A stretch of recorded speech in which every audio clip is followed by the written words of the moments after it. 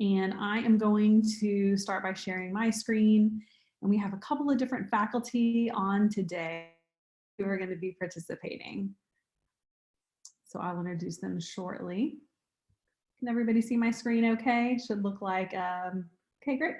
Awesome. Well, thank you so much for joining us. My name is Amanda Garcia.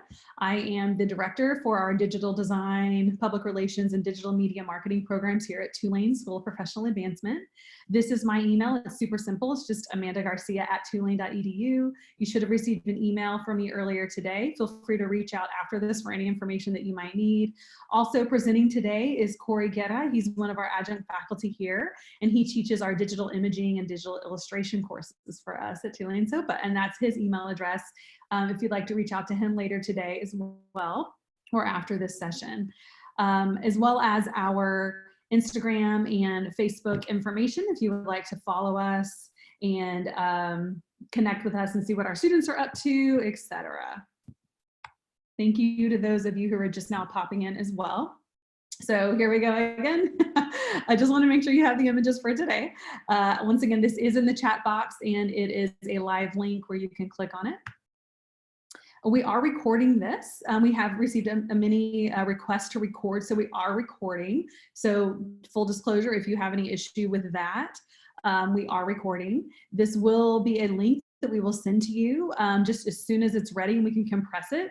We're going to load it to our YouTube channel and we will send that out to you. And so you can rewatch this over and over again. So what I want you to keep in mind is that we have a lot of information that we're going to be covering today. So we would really appreciate it if you would utilize the chat box for questions. So we've muted everybody on purpose. The idea is that we've got 5 different faculty members, including myself, on this call, on this webinar. So we would love it if you would put the questions that you have in your chat box and make sure that you're publishing them to everyone, not just me, and then all the faculty that are on the call. One of them will pop in and message you privately to answer questions. So Melody, if you could pop, like for example, Melody, if you could pop that into the general questions area, one of our amazing faculty that are on the call right now will respond to you, okay? So if there's any questions before we get started right now, please let us know. And we're gonna go ahead and move forward. So like I said, we are covering a lot of info today. I don't expect that you'll be able to keep up with every little thing that we're doing in an hour, right? Which is why we're recording it so that you can go back and play this again and again and practice those techniques. And feel free, once again, to reach out to me after this, and I can get you in touch with a faculty member who can answer specific questions, as well as if you're interested in registering for classes, like full courses. We are going to be rolling out fully online courses starting this summer and fall, and we'd love to have you participate in those. We'll talk more about that later. Okay, so let's dive right in. So what is Adobe Photoshop? So there's a ton of software in the Adobe Creative Suite, and it can be really hard sometimes to understand what are the differences in each piece of software and when you should use what, right? So each piece of software has its own specialization, and then they all work together whenever we're designing or creating something. So Photoshop is used for photos, it's in the name, right? So for image editing and photo retouching. You can learn to create, enhance, and edit images and illustrations. Images within Photoshop are what we call raster based. So they're based on pixels and pixel depth. So in Photoshop, you would not be scaling something up like a logo, for example, to put on the side of a building or on a billboard, because it's based on pixels. When you scale it up really big, it gets what we call pixelated or kind of fuzzy or distorted. So that would be done in a vector application such as Adobe Illustrator, which is going to be next week if you're interested in that software application. So Photoshop is for making image composites, editing photos, etc. You should not be laying out designs with text and typography in Photoshop. If you're doing web editing for the screen, you can lay something out in Photoshop. But if you're using Photoshop for things that will be printed, it should not be done in Photoshop. It should be done in Illustrator or InDesign, and we'll be covering those in the next couple of weeks. All right, so let's talk about some examples of Photoshop. So these are some pieces of fun student work that were recently done that we thought we would show you to give you an idea of what the possibilities are. So this is actually completed by Keegan Krause, and she is in our digital imaging course, which is our foundational course in Photoshop and Lightroom. And so this is a fun image composite where she's editing and compositing a few images together. She's doing color retouching, etc. So this is an example of something that you would do in Photoshop. Here's another really fun example by student Spencer and Fanuka, and this is something that he created. So this is an image composite, once again, an image retouching that was done in Photoshop. So you can see how these images can now be used for an overall layout with text or typography added to them. We would then take these into Adobe Illustrator and add that text and layout. So remember, Photoshop should be used only for image editing and image compositing. So after this today, we just wanted to make a point that you can find more information, once again, digitaldesign.tulane.edu on our series coming up. And any additional information can be found here on our website.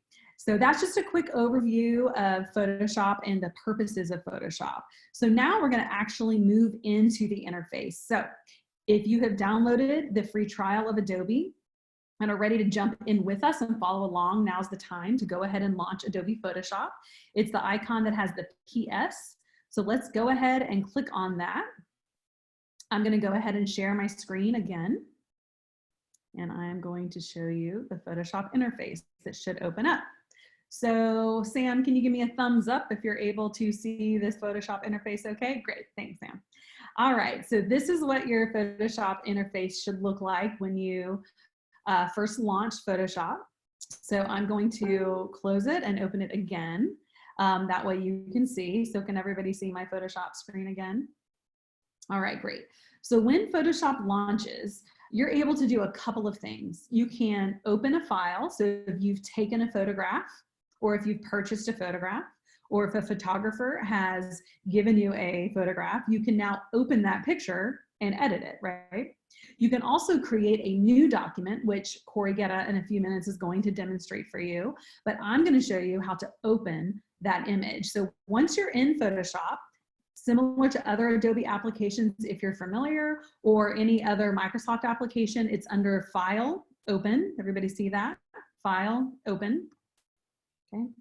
And so once we get to our documents, I want you to click on flower.jpg that you downloaded earlier today.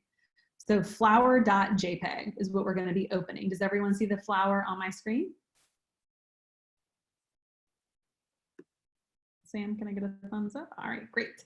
Okay, so we see the flower that's open on our screen. So hopefully everyone is at this point. So once again, we opened Photoshop, we launched it, and then we went to File, Open, and we're opening that flower.jpg image. And this is what it should look like. So I'm going to go over the basics of the Photoshop interface for you. That way you can be familiar with where to find things. Okay. So if you notice, can you guys see my cursor that's moving throughout? Yes, you can see my cursor, great. Okay, so if you can see my cursor over here, you'll probably notice that you see a tool palette of some sort. These are the major tools that you're going to be using to edit. If you do not see this tool palette, or if you accidentally click this little X in the upper left corner and make it disappear, don't worry. Any of your tool palettes are located up here. If you see my cursor at the top of the screen, you can think of this as a little window, all of your palettes as little windows. So if you click on the window tab, that's where you will find all of your windows or palettes. And all the way down here at the bottom, you will see tools, okay? So this is where you locate all of your tools. If, for example, my little guy disappears here, I need to go find my tool palette, don't panic. You just go under Window, Tools. So just as a reminder, all of your tool palettes are under the tools. All right, so here's my tool palette. Also notice at the top of my palette, it's a slightly darker shade of gray. That means that I can click on my tool palette and move it around my page. So if you're following along, feel free to click and drag and move that tool palette around, okay? Once again, as I mentioned, all your palettes are under Window. I want to make sure that you have 2 different palettes open for today. We're going to need the History palette and the Layers palette. So those palettes look like this. I'm going to pull it over. This is History, and this is Layers. Of course, there are many other tool palettes, but we cannot get to all of them today.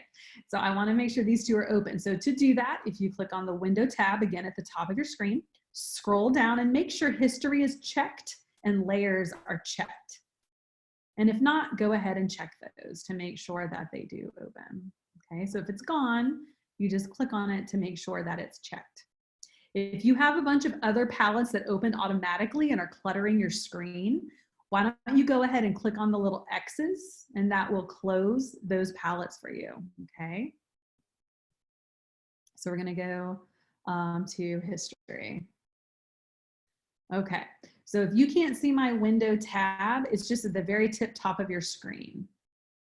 And, you know, it may be covered with the Zoom application. Okay.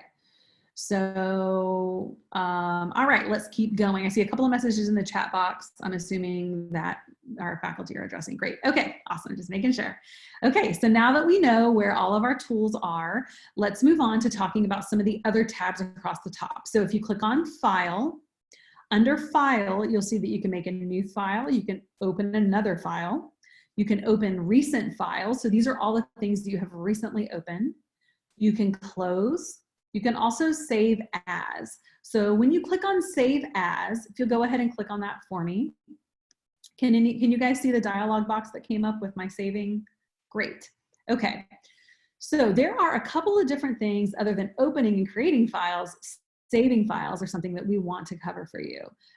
There are many different file formats. Under here where you see Format, if you click on right next to it where it says JPEG, which is what this image is formatted as, there's a ton of different options in this drop-down box, right? Things you may have heard before are things like a TIFF, a JPEG, a PNG. You want to make sure that you are always saving the appropriate file format depending on what your final output is going to be, right? So let's go over what some of these are. Now here's a Jeopardy question, all right? I expect for you to memorize this and review it just in case you ever need this useless information for Jeopardy. JPEG stands for Joint Photographic Experts Group. All right, we're gonna have a quiz at the end, just kidding. So Joint Photographic Experts Group is what JPEG stands for. And JPEGs are what we call a lossy image file format, LOSSY. So they will lose every time you have a JPEG, you edit it and you save it, you open it, you edit it, you save it. You're throwing away a little bit of data, okay? A little bit of file information in order to compress that file again into a JPEG. You're losing file information every time you open and save a JPEG. Same thing with a PNG or a GIF, etc. All right. So this is what we call a lossy file format.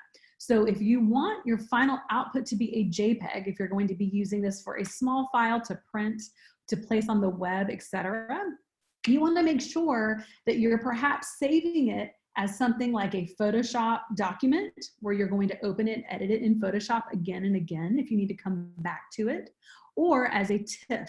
A TIFF, once again, Jeopardy, tagged image file format is what TIFF stands for. What we're going to do with a TIFF is use that as a file format that we can save over and over again, open up and save, and it will not throw away information. This is what we call lossless. This maintains the integrity of the file. It maintains the size of the file in order for you to maintain the integrity of the image. So you can imagine that those are going to be larger file formats, right? So TIFFs, think about, again, what is my final output? If your final output is something small to the web or a small print file or something you want to email, that's a JPEG. If it's something larger that you want to print, maybe it's a billboard file, maybe it's a large poster, maybe it's a really beautiful high resolution image that you've retouched that you're going to send to a printer to print, like an 8x10 or a beautiful like family photograph. You want to save that as a TIFF. That is a high resolution image. Tagged image file format is what that stands for. You can impress all your friends, okay? So a TIFF, once again, if we're going to open and close a file, Now, let's say, just as an example, if you need to upload an image to the web eventually, but you're still editing it. So if I am editing this flower today and I'm going to open it again and again, I can keep saving it as a TIFF.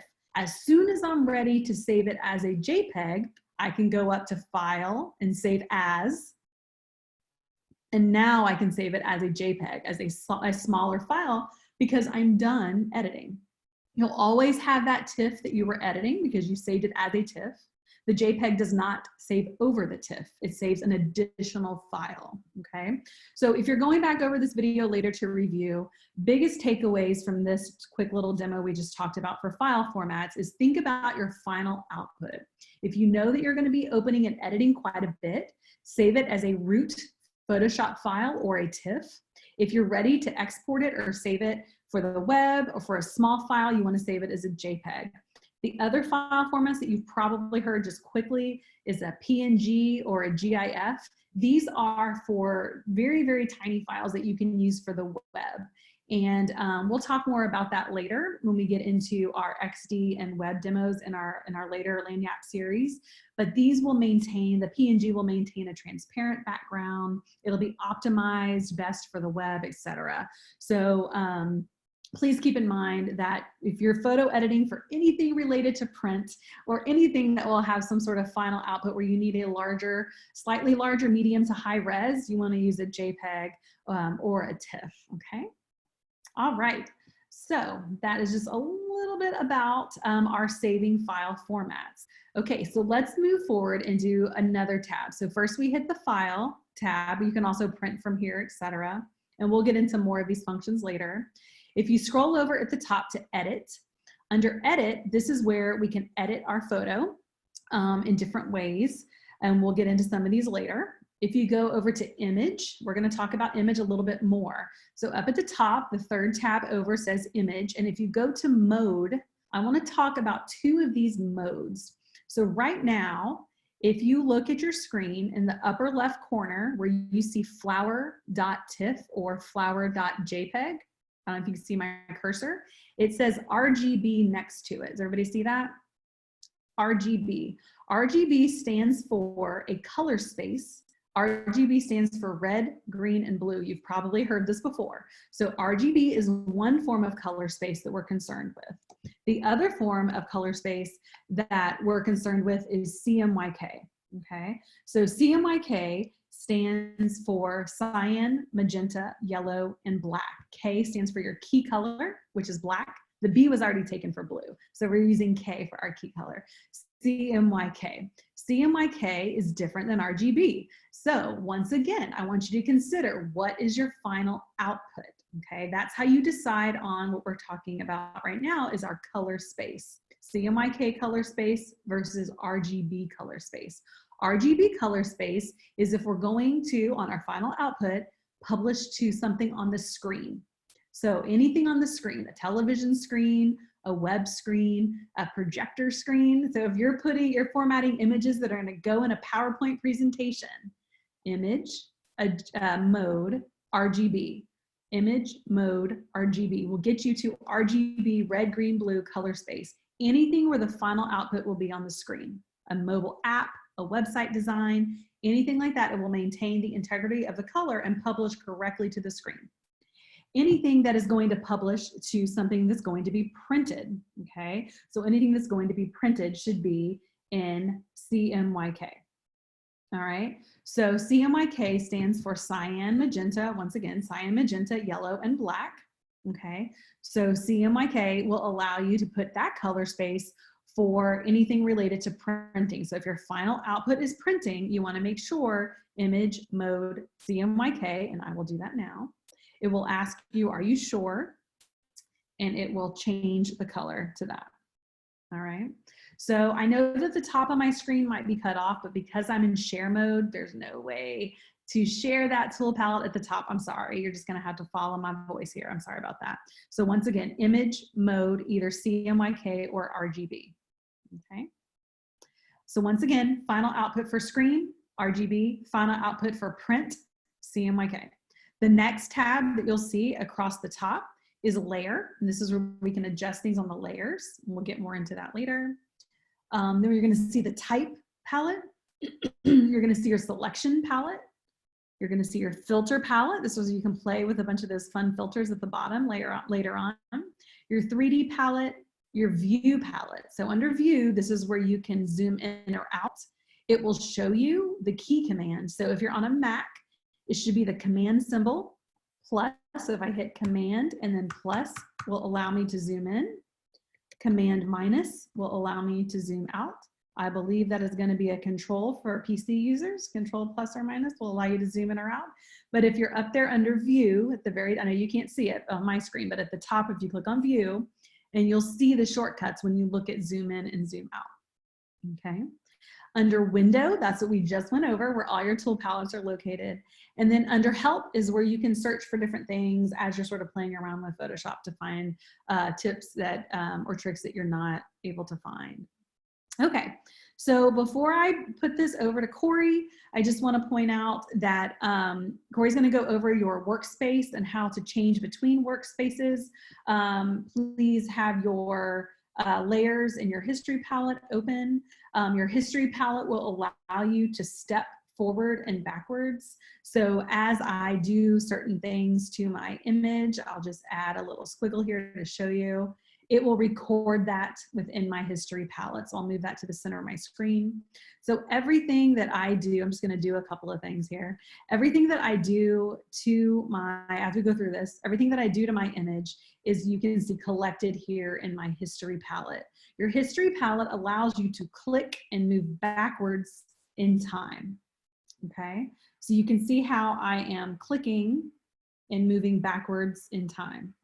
Now, what I would recommend, and Corey may have other recommendations as well, but I like to click down here on my history tool palette. Do you see this little icon that looks like a camera? If you click on that at any time, it will create what we call a snapshot in time. And it will save your file right there where that snapshot occurs. So even if I keep going and I keep drawing on my file, right, and I'm doing all these other things, and I want to compare, I can take another snapshot, right?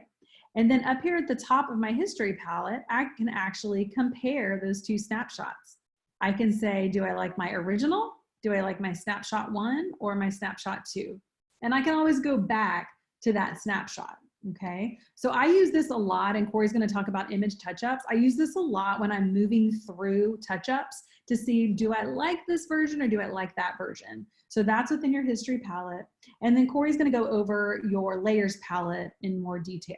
So hopefully you're able to identify where your palettes are, you're able to understand where your tool palette is, where to find your image color space under image, and then mode at the top. I know you can't see my screen, I'm sorry. And where to find your different toolbars in the window. So Corey is gonna take it from here. I'm gonna stop sharing my screen. And I'm going to introduce to you Corey Guerra, who once again is one of our adjunct faculty members. We're happy to have him here today. And Corey is going to take you through the photo that you received also in your downloads. So Corey, I'll let you take it away. Okay, thank you. Can everyone hear me? Thumbs up from Professor Barnes. Okay. First, before we start, I'd like you to locate the grad photo .jpg, the JPEG that was sent to you, and have that available. And I'm going to go ahead and share my screen just so you can see what I'm doing.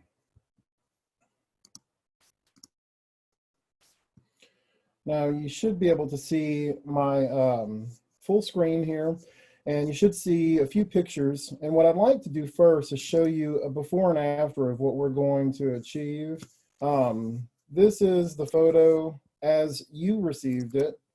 And what we're gonna do today is some photo editing so you can see side by side what the touch-ups are. They're very subtle. And the key thing when you do photo editing is you don't wanna over-edit. I think we've all seen on the internet photos that are obviously photoshopped. And the whole goal of Photoshop is to achieve a realistic result to fool the eye. So with that being said, the way that I like to open an image that's existing is to drag it into Photoshop this way by hovering, releasing, and then letting the software open. So what happens now is the photo is automatically placed and sized. And in the tools palette, you can see that all of my tools, like Dr. Garcia said, are located here to the left. And I've got you know, other panels open here automatically. This is all based on personal preference. So like Dr. Garcia said, you can come through and check any of the things that you want. The most important thing for today is that your layers panel is checked. Properties would be checked, and you can leave that just as is.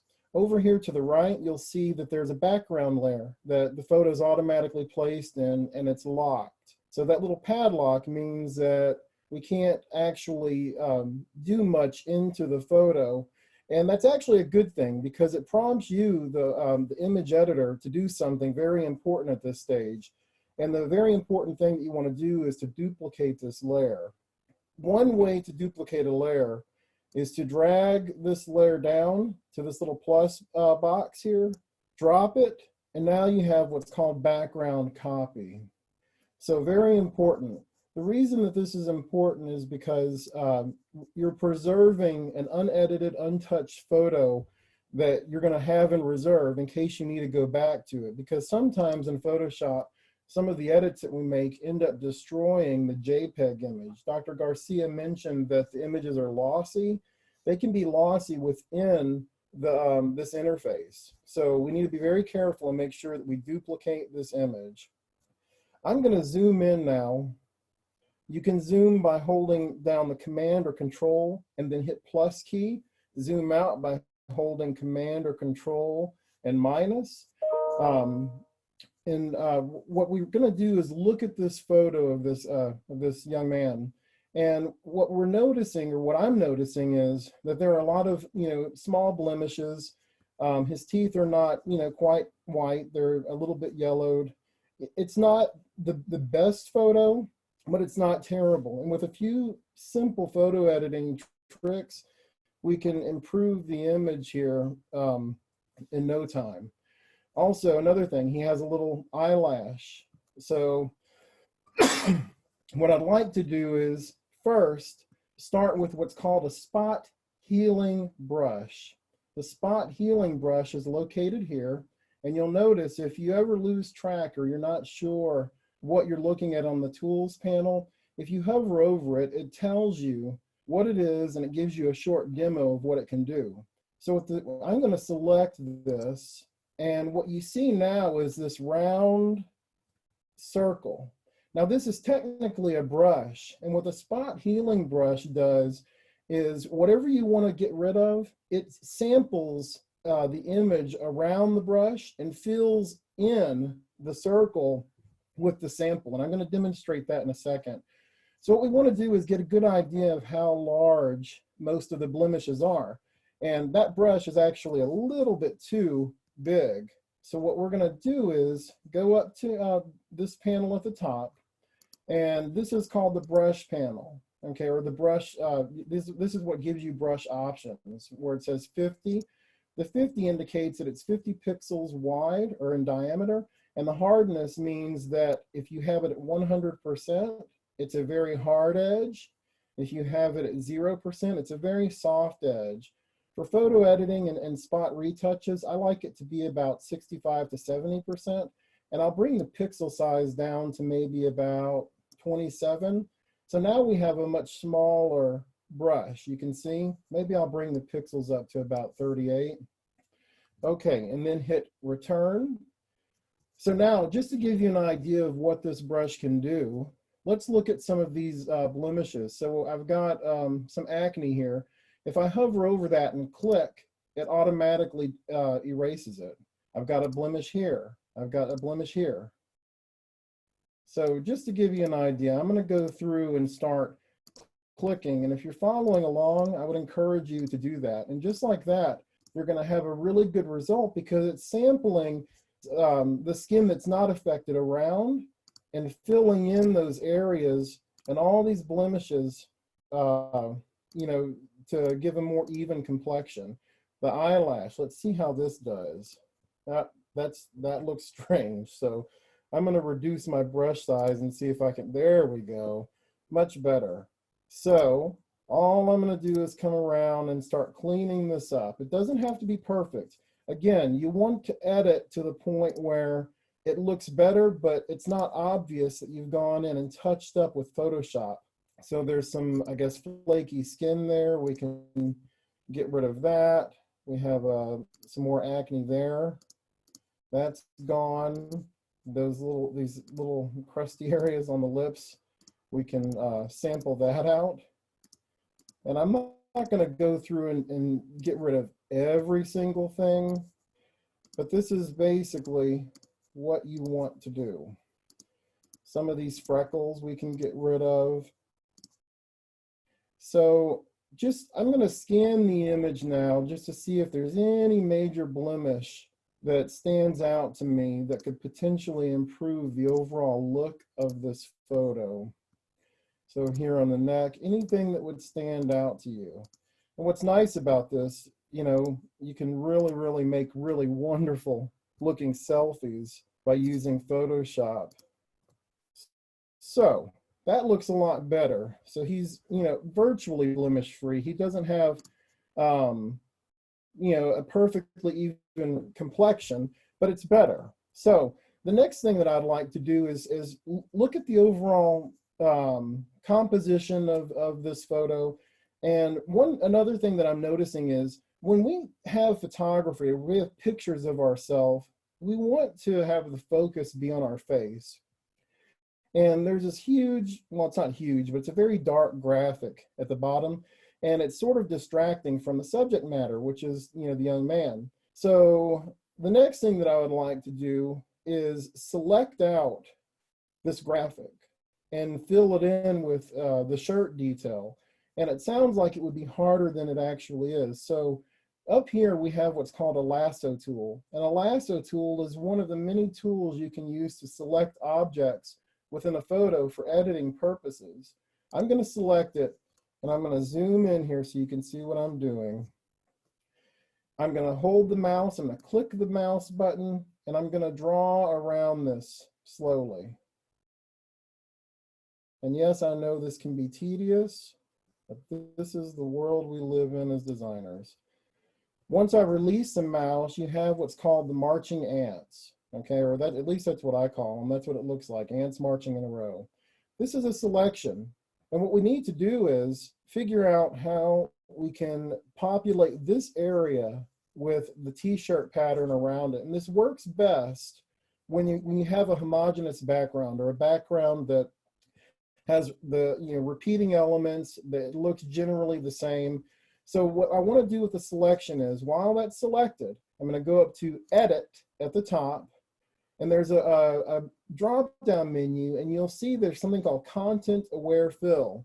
So Content Aware Fill is basically how the spot healing brush works. So what it's doing, it's exactly what it says. It's aware of the content of the photo, and it's going to fill the selected area with that content. So by clicking Content Aware Fill, let's see what happens. You can see the result here on the side. It shows you. That way, if you have to do any editing, Photoshop generally does a really good job when you have a background like a t-shirt or clouds or a sky.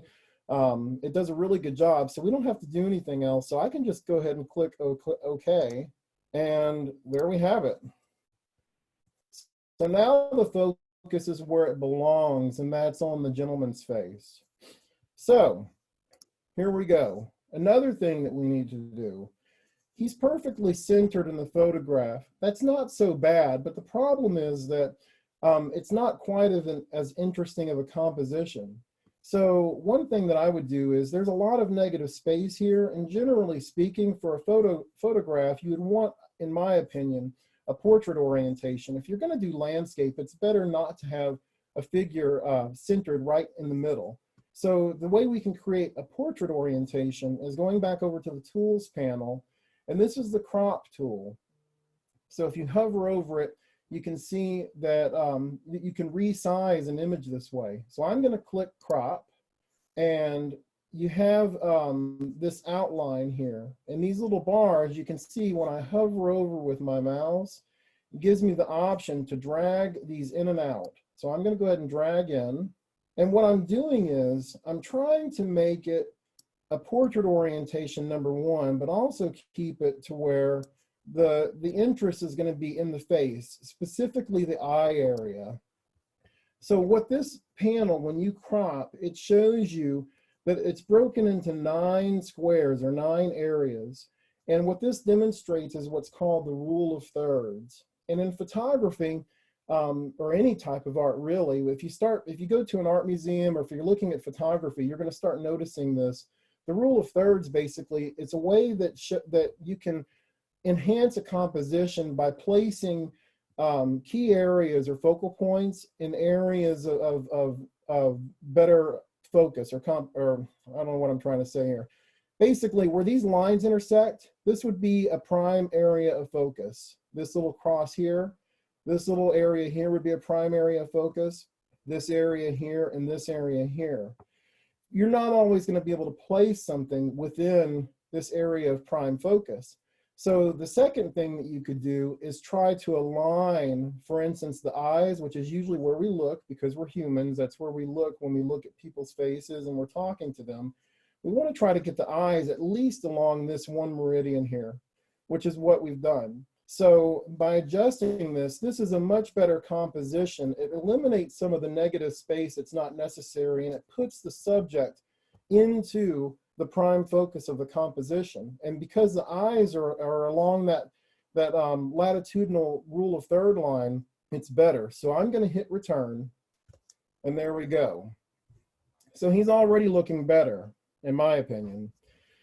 Next thing that we need to do. If I zoom in here again, he still has a pretty uneven complexion. You can see pores, you can see, I don't want to say rough skin, but it's rougher than normal. So what we want to do is go up, and there's a selection tool hidden here. So if I go to, let me do this again for you. In the panel, you have what, in my panel at least, it may be different in yours, it's called an object selection tool. We don't want that.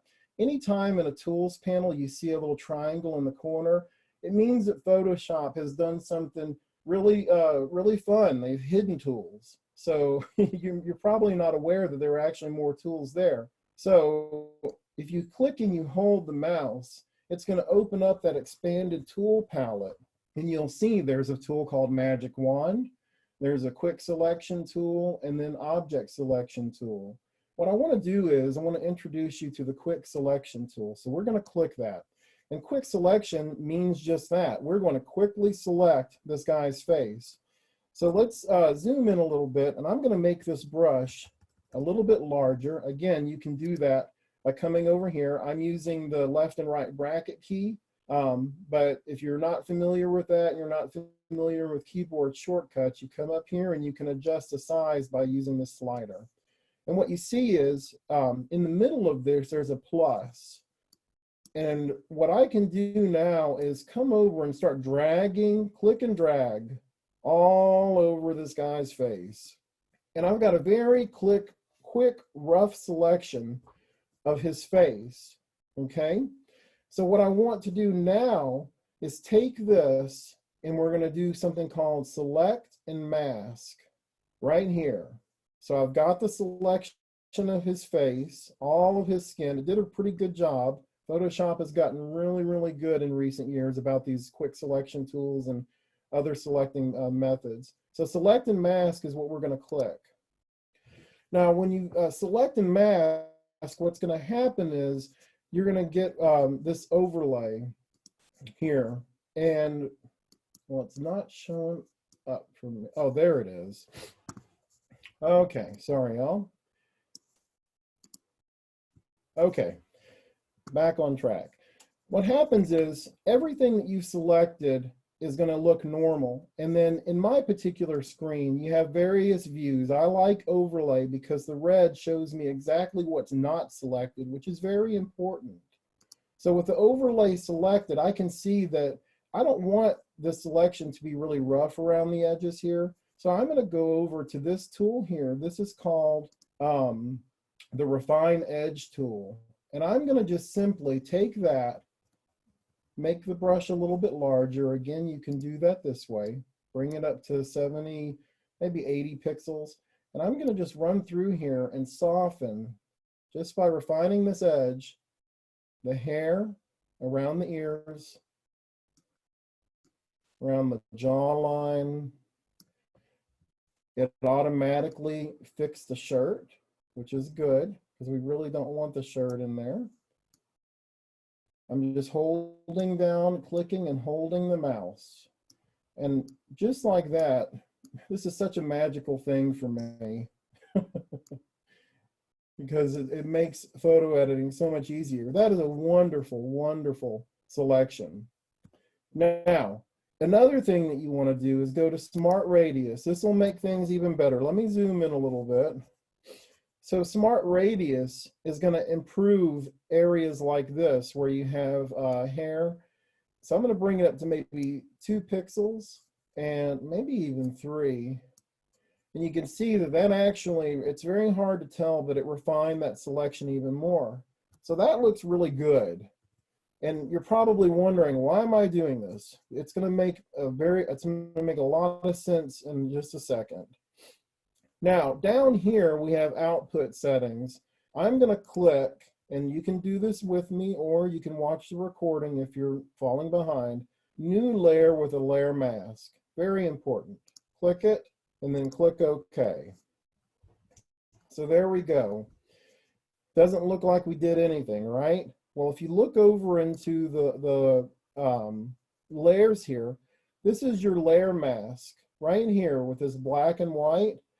And just without getting too much into detail, the benefit of this is that everything that's white in this black box is what you can see, and everything that's black is what you cannot see. And what that means is if I turn off these backgrounds, let me do something real quick. There we go. So if I turn off the backgrounds, there we go. You can now see there's our selection, okay? So I'm going to turn that back on so it's not confusing to anyone. What we want to do is go into this selected area, and to even out his complexion, we can use another tool, and it's called the Gaussian Blur. So what's going to happen is this is going to create what's called an overlay. Since this layer is on top of our background layer, everything that we do in this layer is going to hide the layer below it. So if I go into Filter, Blur, Gaussian Blur, I can adjust the amount of blur by, I don't know, maybe 2 pixels or so.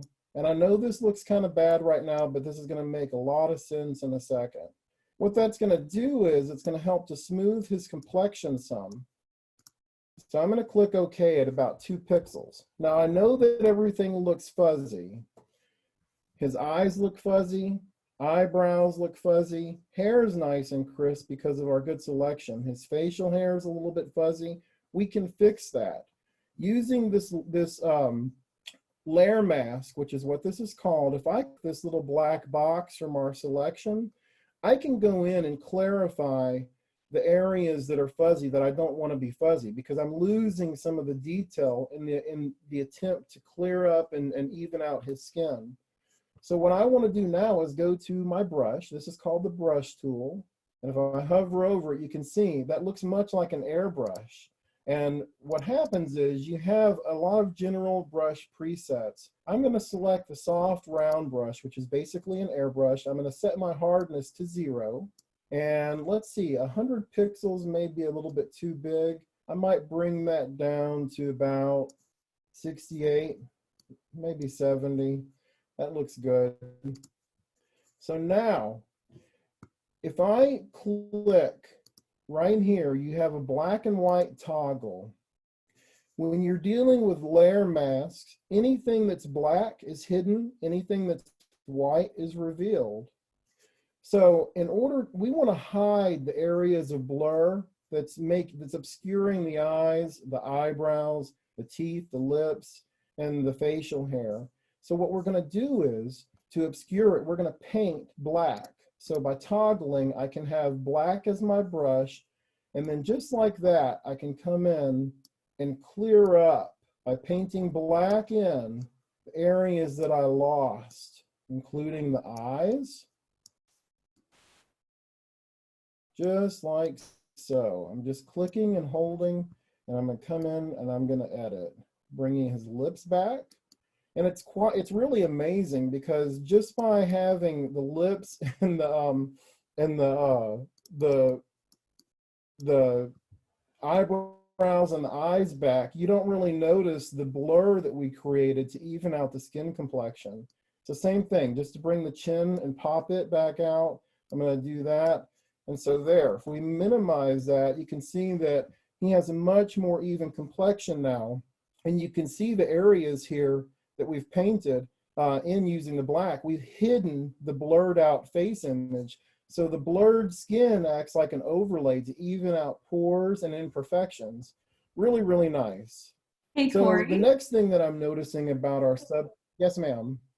Okay, so real quick, we have a couple of questions. I was wondering if you could review for us. Jenna and a few other people, I'm going to pop this in over to our iMessage chat so you can read it. But there's a couple of issues that we're seeing, that they're grabbing too much of the selection from the very beginning of this step when you kind of started the process. Is there a way that whenever you were using the quick selection tool, I believe it was, or the object selection tool, they're getting too much? Can you address that for them? Okay, I can. So let me hide. So before we move on, I'm going to show you how to fix that. So you'll see we have background copy 2, background copy 3, where we've done all of this extra stuff here. I'm going to hide what I've just done. Okay, so I'm turning that off, and I'm going to go to our original background copy. I'm going to grab the quick selection tool, and I'm going to start dragging. I'm going to just purposefully select more. Okay, so I don't know if that's what you've been experiencing. One way that you could get rid of this is you can go to up here, it says subtract from selection. You can click that button, and with the subtract from selection selected, you can paint back in the area that you no longer want. But you see, that's not yielding a very good result for me. Now I've got areas that it's deselecting part of the face. If that happens, you can take your lasso tool, grab it, and with the lasso tool selected, you can go in and refine the selection even more. The key is you want to make sure to hold down the Shift key or the Option key. So for example, over here, we have green by the ear that we don't want. If I hold down Option, a minus appears next to the lasso key, and I can lasso out that area of green that I no longer want. And here I want this area of the cheek. By holding down Shift, a plus appears, and then I can lasso in this area of the skin that we've missed out on here. Same thing here, Option will give me the selection, it will give me the option to delete that selection. Option, hold it here. If you do not hold down, here's a caveat for you. If you do not hold down Shift or Option and you go to use the lasso tool, you will delete your entire selection and have to start over again. So that's, if the quick select tool is doing that to you, I'm very, very sorry. I know it's frustrating, but that's those are the workarounds. Hey, Corey. So I am going to, yes, ma'am. Could it be that their brush size is too large or too small, perhaps, or any of the settings up in the left that they could adjust, maybe? Mm-hmm.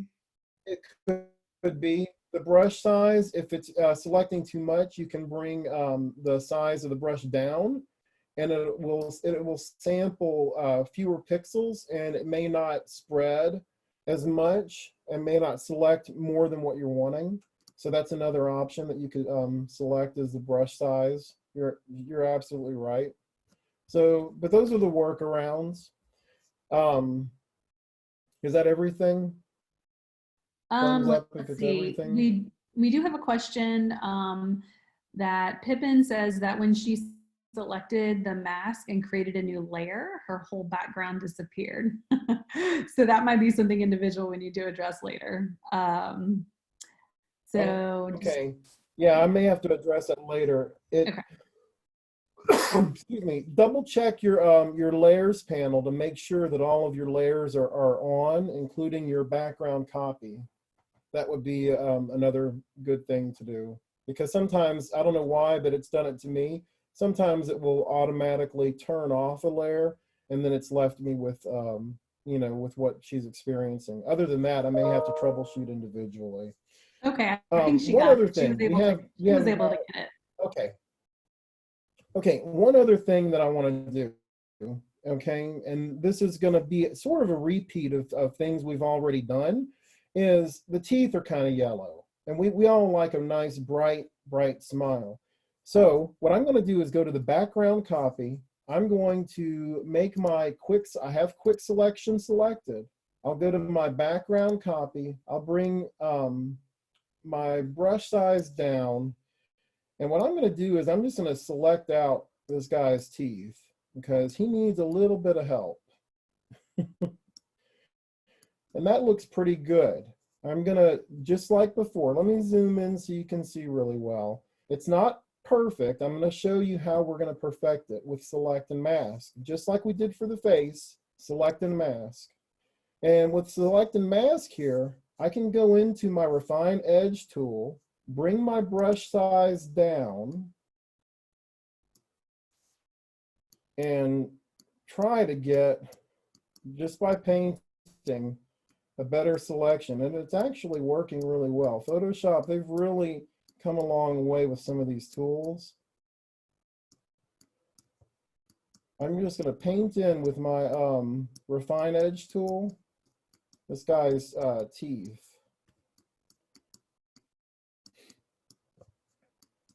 And if I'm not exactly happy with that, I'm telling you, I'm not asking you, I'm not happy with that, because you can see that the brightness of the red is not that good. Just to be on the safe side, I'll grab the lasso tool here, and the same thing as what we did before. With the pluses selected, I can go in and enhance my selection. So just to clean it up, enhance, enhance, enhance. And then holding down Option, same thing. I'll go over by the gum line and just draw around this. I know it's kind of tedious, but it's worth it in the long run. There we go. So I'm going to click Smart Radius, just like we did before, and let's do maybe 2 or 3 pixels. And now you can see with Smart Radius, it truly is smart. It's identified where the boundaries are, and it's softened out the selection enough for me to move on to my photo editing. So again, we're going to go down here to Selection, New Layer with a Layer Mask, click OK, and boy, does that look strange. We're going to bring this up to the top. So here's another cool trick. So right now that looks weird because our layers are out of order. So if that ever happens to you, you can grab your layer and just bring it up to the top, like so. Make sure, this is what happened. Look, it just happened to me. What happened to Pippin? It turned off this layer, so if I turn it back on, everything looks normal again. So now, here's my background copy of the teeth. And you can see in the very middle of this black box, you can see where the teeth are showing because white reveals and black conceals. So to this layer, this is our last little bit, and then we'll be done for the lesson today.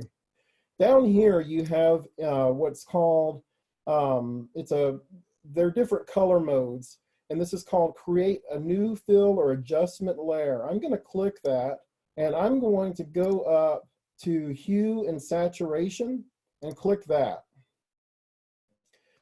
And another thing that I want to do, this is another key thing when you're doing photo editing.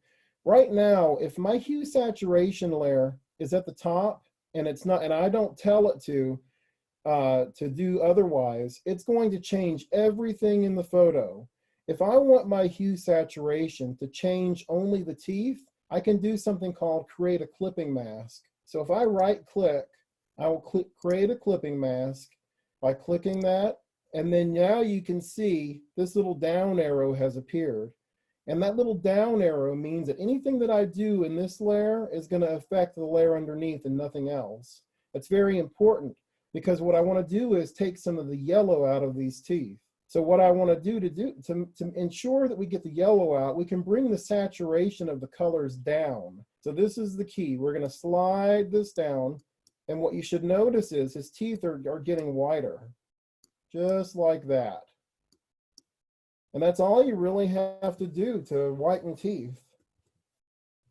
So much better. Nice end result. Now, if I were to turn this layer off, there's his yellow teeth. Turn it back on, there are his white teeth. If the teeth are not bright enough, another thing that you can do is come back down to the same little button here, the little circle with it's half filled, and go to what's called a curves layer, which is here. Click curves, right click. We're going to create a clipping mask again. And with curves, you get, I'll demo this real quick. If I drag this way, look at what happens to his teeth. Very nasty. However, I can bring it up in brightness by adjusting this way. We don't want to make it look too artificial, but just by nudging it up a little bit, his teeth are nice and bright and white. And I'll call that finished. So if we want to look at the before and after, we can undo that, and that's before and that's after. Great, thank you so much. So he's got nice teeth, nice complexion, and that's the demo. And what I'll do is I'll stop sharing my screen. No problem, that was great. Thank you so much. Wow, that was a lot of great information. I think that I know it's a lot. No, it was really good, actually. I think I picked up a couple of new tips and tricks as well, actually. So I know that was a lot, but we wanted to thank y'all again for joining us. And like I said, we will send the recording. I do want to make sure that if there are any final questions that you had, that we can get those addressed as well. So feel free. I just wanted to share. Let's go back up here so I can show you our emails again. And if you want to just jot these down, you can be at Amanda Garcia at Tulane, or this is Corey Dixon at Tulane. And any specific issues perhaps that might come up, you can take a screenshot of this if you'd like. Thank you again so much for joining. Also, please keep in mind that if you are interested in joining any of our additional series, we're going to do them weekly. That is right here at the top of the screen, just digitaldesign.tulane.edu/events. And we'll see you then. All right. Thanks so much, guys. We appreciate you being here today. Bye.